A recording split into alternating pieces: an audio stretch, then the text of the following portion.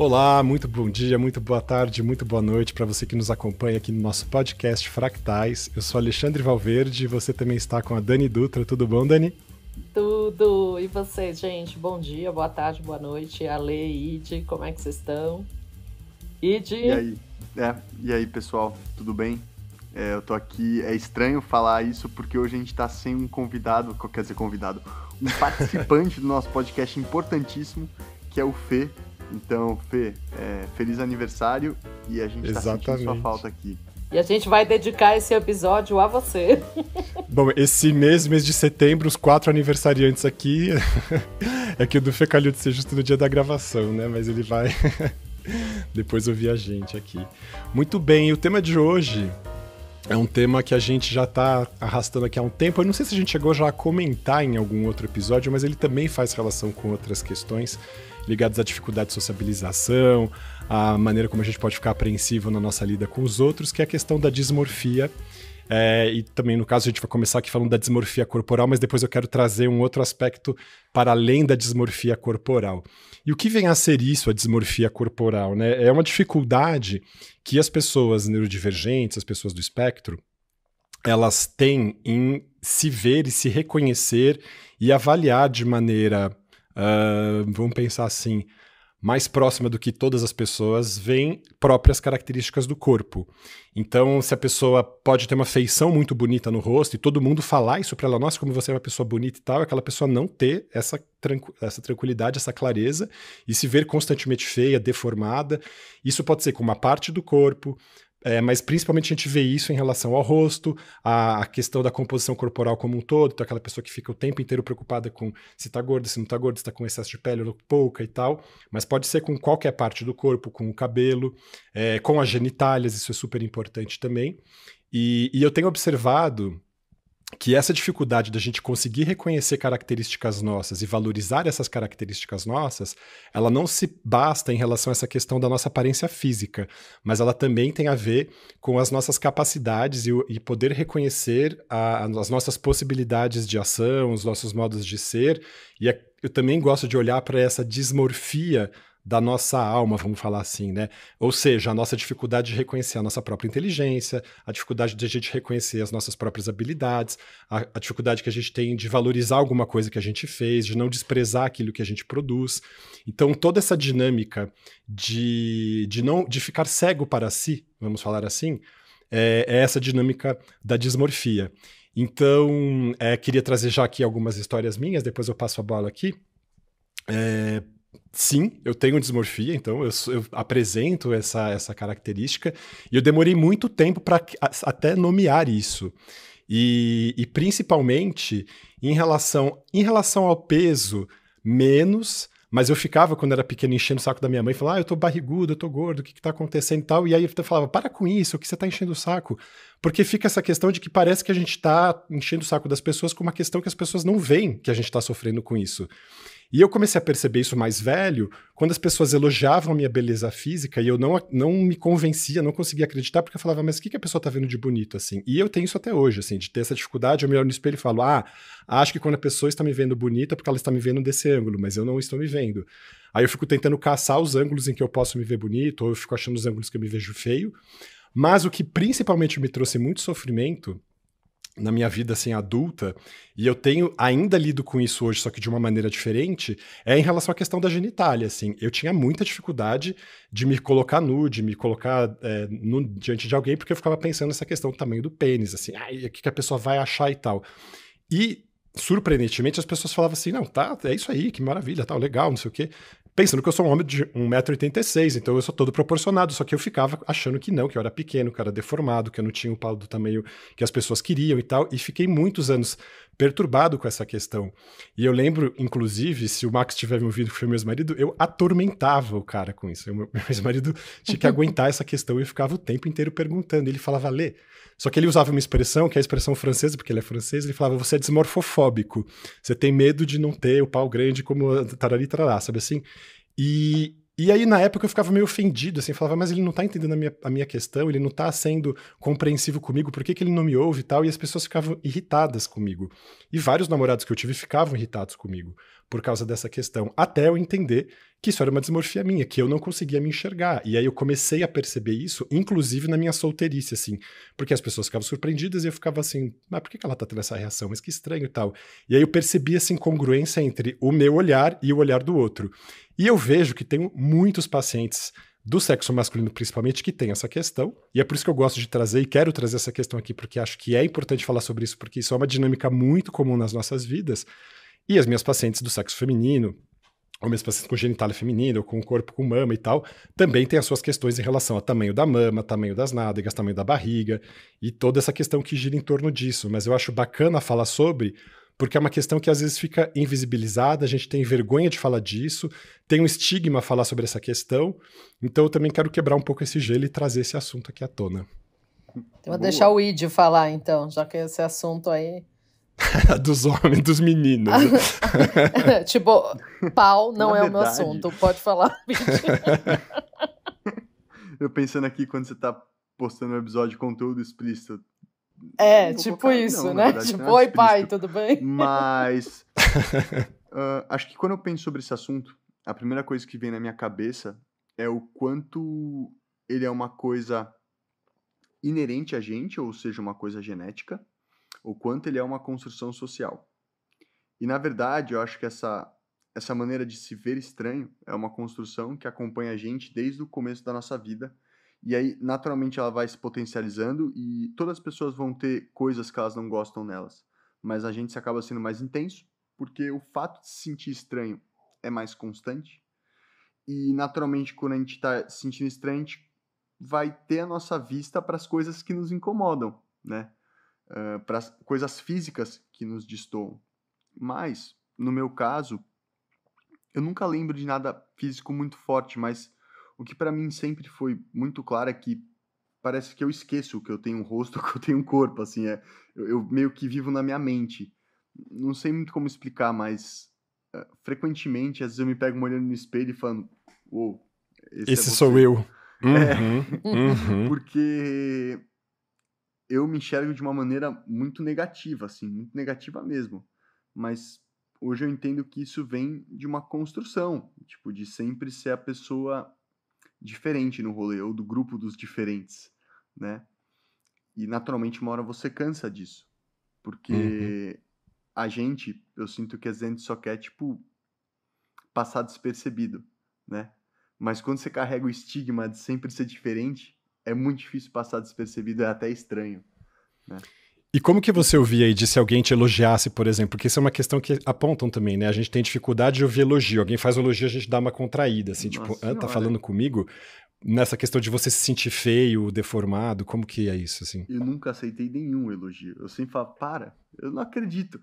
Até hoje eu não acredito, eu juro pra vocês. Não é piada não, pessoal, é verdade.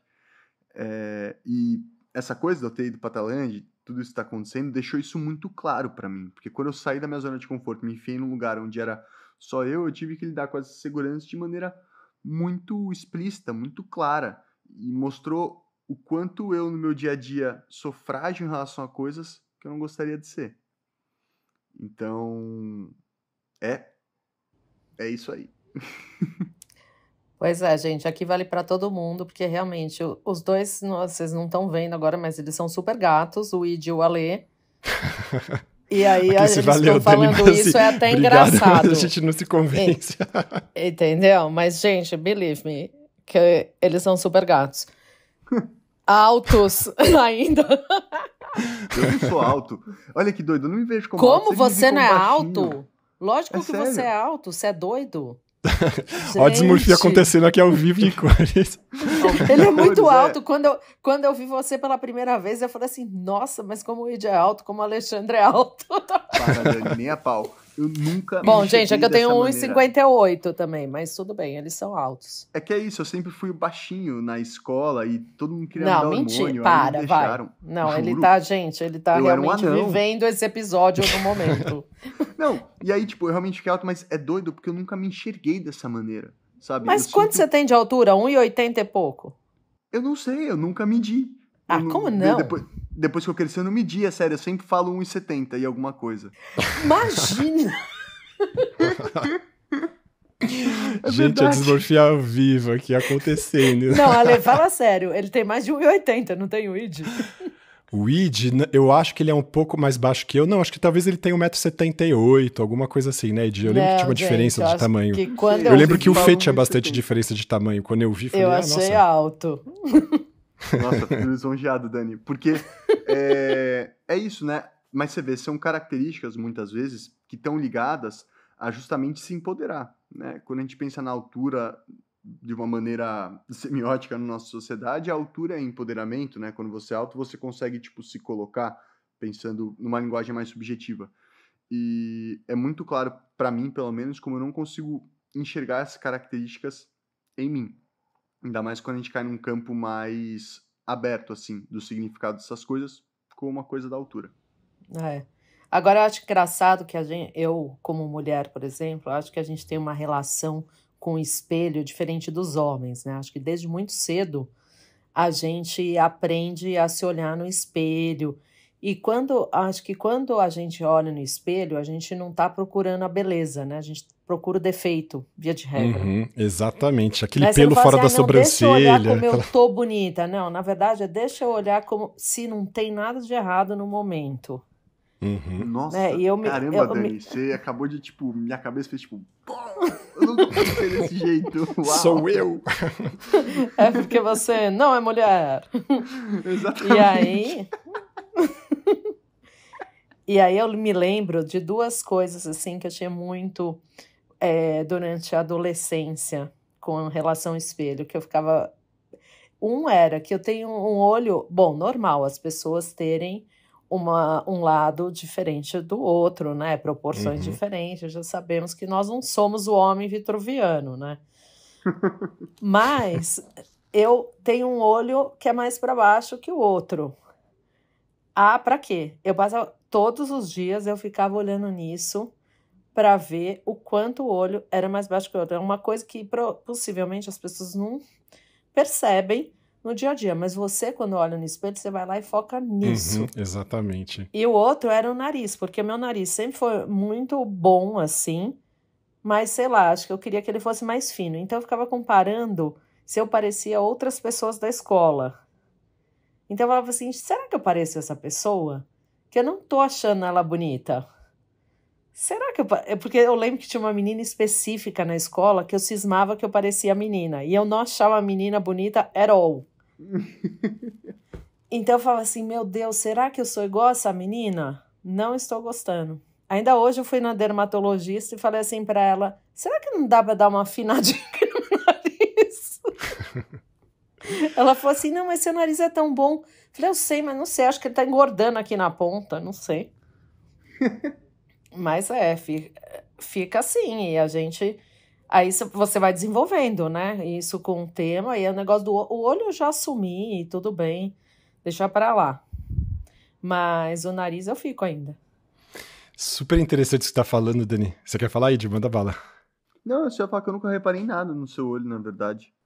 Não, claro, porque não dá, é que assim, ó, esse não, mas aqui dá pra perceber, é um pouco mais pra cima. Mais alto, Nossa, mas isso é o um olho charme, direito. Dani. Isso aí o meu também, o meu olho...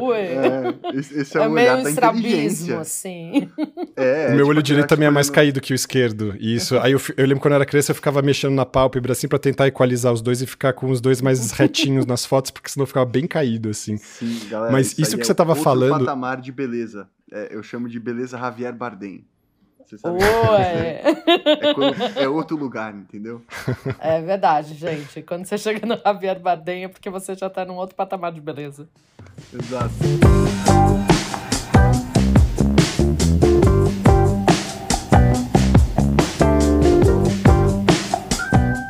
Mas eu lembro de uma história de quando eu era criança em relação a isso, que é interessante. Agora que você falou dessa coisa da beleza, de você ficar pensando no outro, olhando pras pessoas pra ver se o nariz dela era igual ao seu.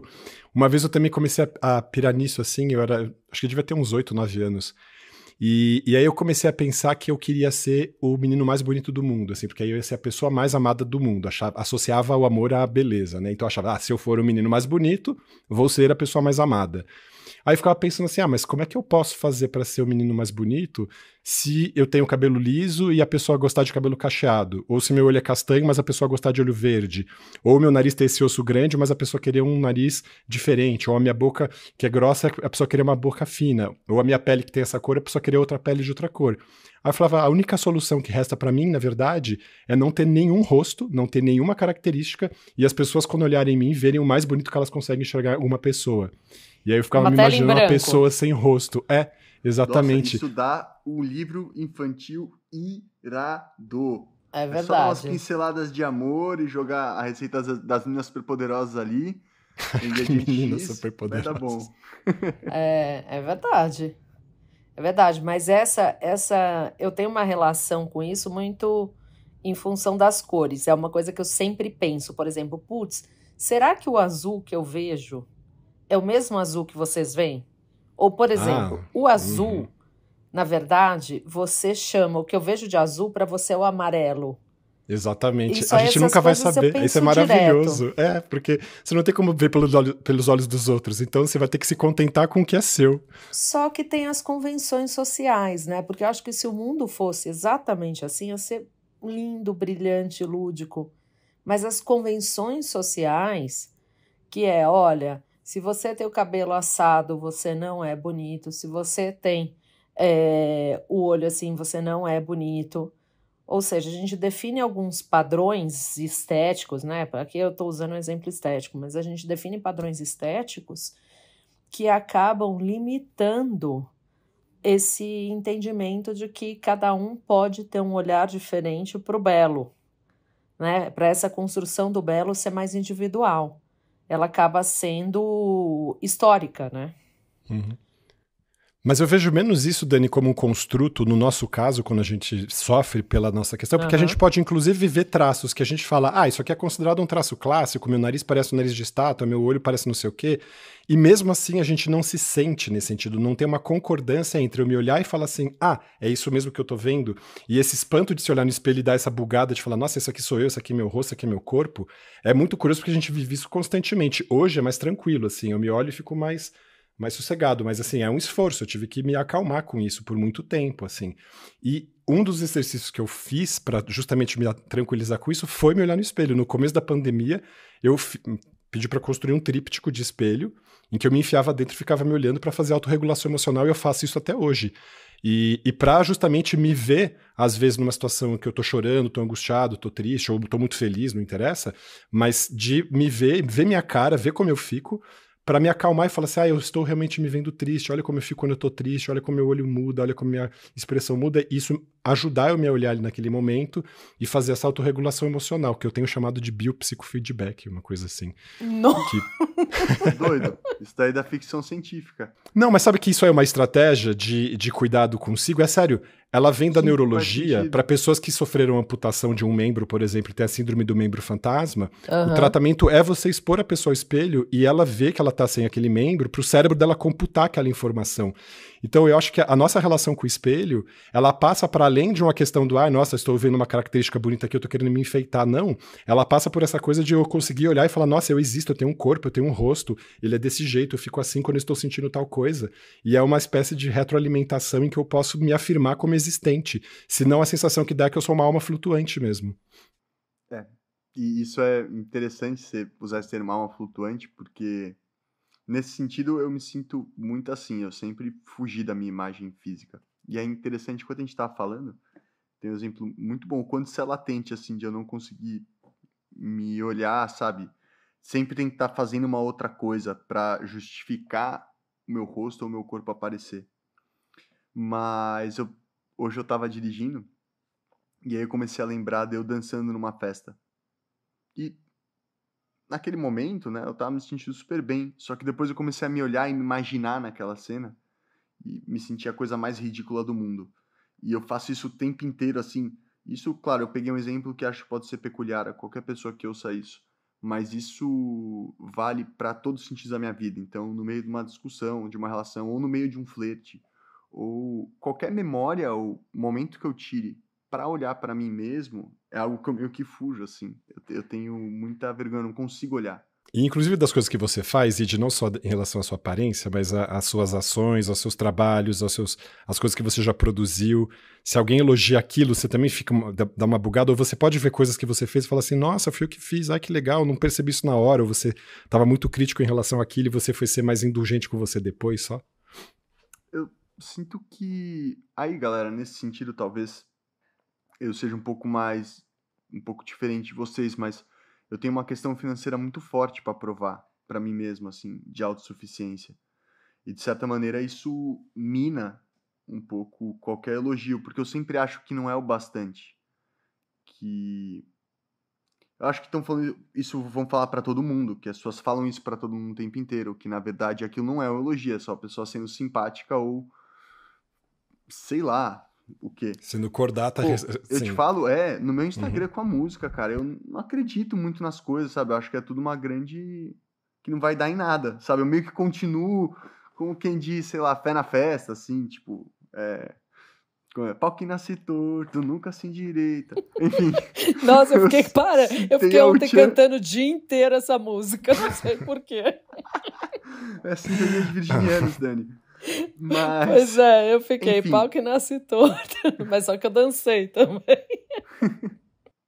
Eu sigo fazendo as coisas, mas é muito complicado isso. E boa parte do que eu tô vivendo hoje, como pessoa, é justamente olhar para tudo isso e entender que eu preciso consertar isso em mim, que isso é uma busca solitária e que, não digo consertar, porque não é que tá quebrado, mas Ale, nesse sentido, o que você acabou de falar é muito bom. Eu preciso olhar para isso, né? E muitas vezes quando a gente precisa olhar para alguma coisa, pelo menos para mim, sair da zona de conforto te dá o quê? Perspectiva, né?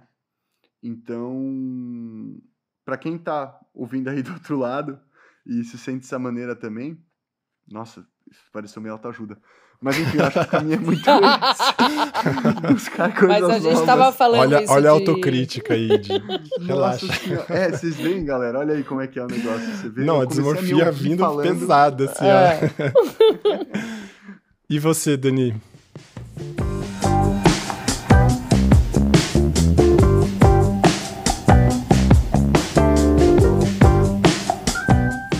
Mas acho que a gente estava falando de viagem, assim, quando a gente sai do nosso lugar de pertencimento, enfim, eu acho que a gente começa a olhar muito mais para isso, né? Porque a gente se reconhece de uma forma muito mais natural do que quando você está num ambiente onde você tem certas obrigações sociais.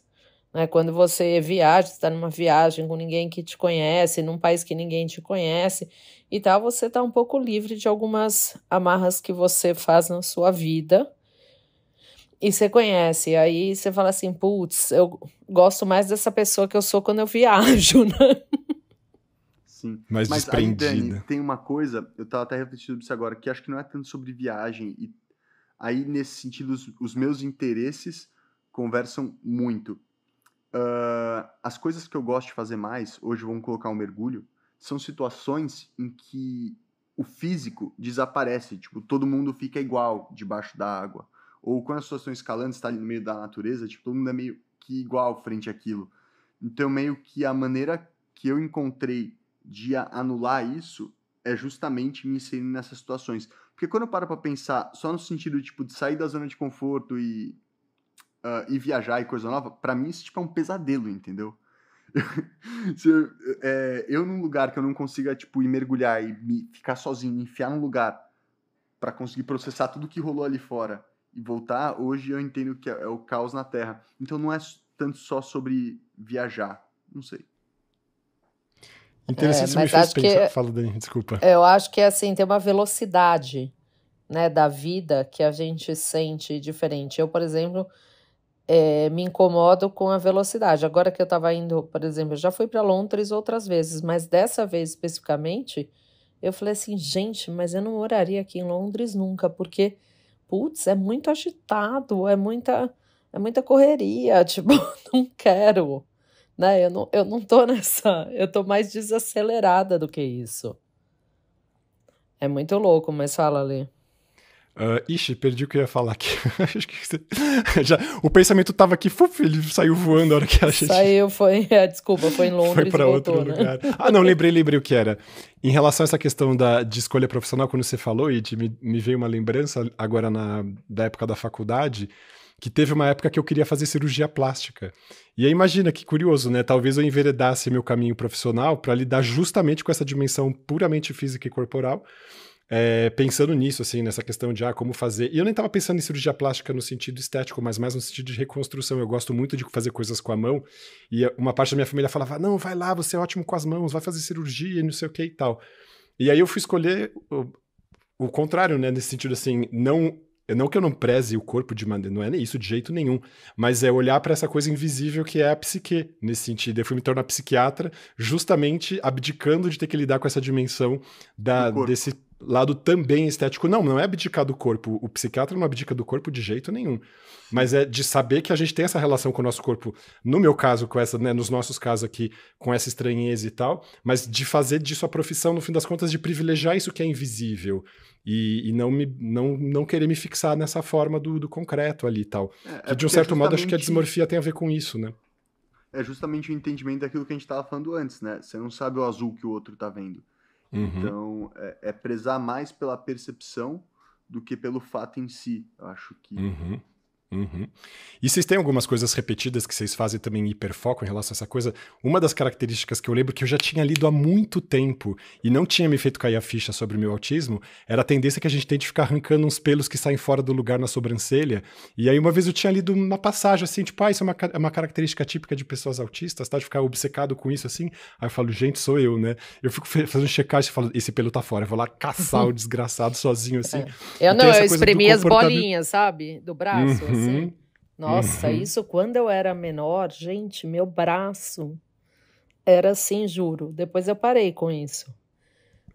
Mas sim, era cruel. Era cruel.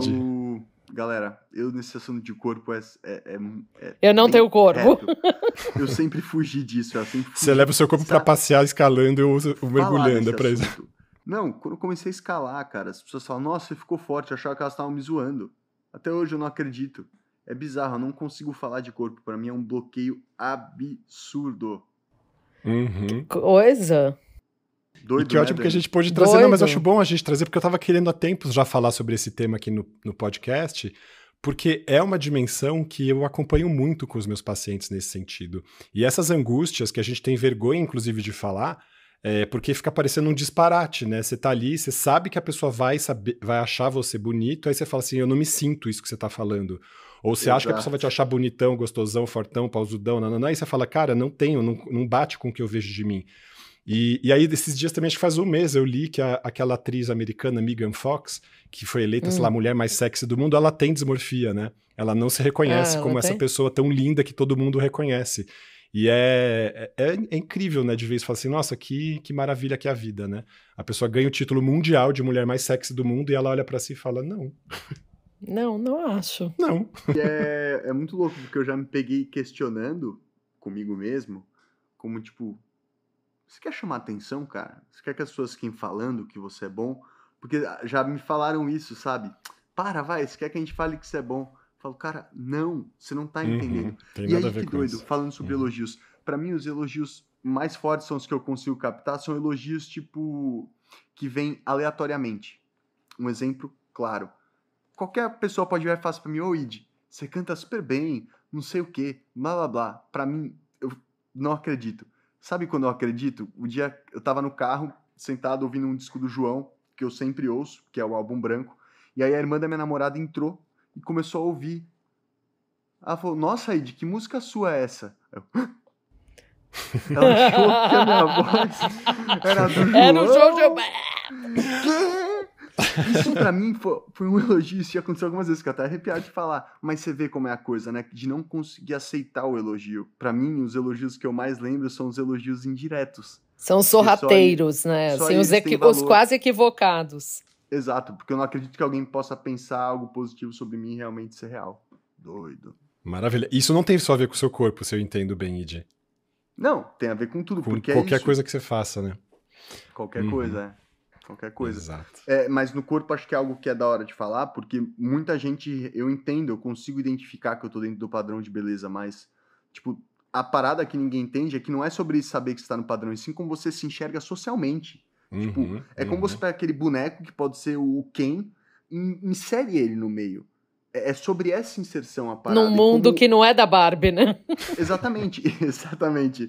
E como a pessoa se enxerga ali, entendeu? Porque eu posso me enxergar como fisicamente bonito num lugar, mas socialmente ridículo. E não tem beleza nenhuma nisso. Então, acho que passa muito por esse lugar, assim. Chegamos a 30 minutos, hein? Dani, encerrando? Vamos Saudade de despedir você, hoje? cara. Pois é, esse assunto eu acho que tem coisas para outros episódios, né? Inclusive, o legal da gente estar sempre gravando aqui é que tem nosso desenvolvimento pessoal no meio disso. Então a gente pode... Exatamente, praticamente as pessoas falam assim, você faz terapia? Faço, semanal. As quartas. Em grupo. Semanalmente. Eu coloco pra fora, pro mundo ouvir toda a minha insegurança. É o grupo, galera. O grupo te ajuda, né? Tem o AA e agora aqui vai ser o... Autistas anônimos. Neurodivergentes anônimos. É outro AA também. Bom, boa noite, bom dia, boa tarde pra quem está nos ouvindo. Aquele adeus. Ótimo, um grande beijão abraço, pra vocês, pessoal. gente. Foi ótimo. Tchau, tchau. Um beijão, tchau, tchau.